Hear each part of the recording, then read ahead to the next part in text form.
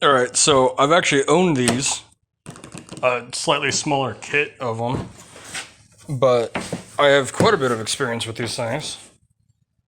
And it's a Hi-Flo by Amflow, which I think is different than these guys actually. Yeah, these guys are true flates. They immediately feel a little bit lighter weight, a little bit lighter duty than those guys did down there. But they don't feel bad. I mean, they're just kind of, they feel sort of cheap CNC material. Cheaply CNC'd, but hey, they should work. This particular kit at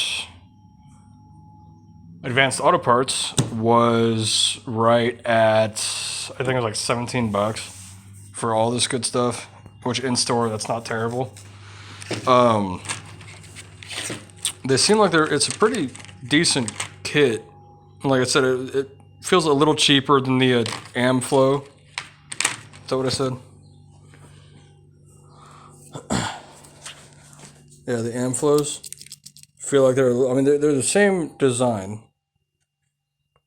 same type of design, but the Amflows that I got at Walmart seem to be built to a little higher of a quality standard. All in all, for $17, quick disconnects for an air compressor really aren't bad. I mean, I love it.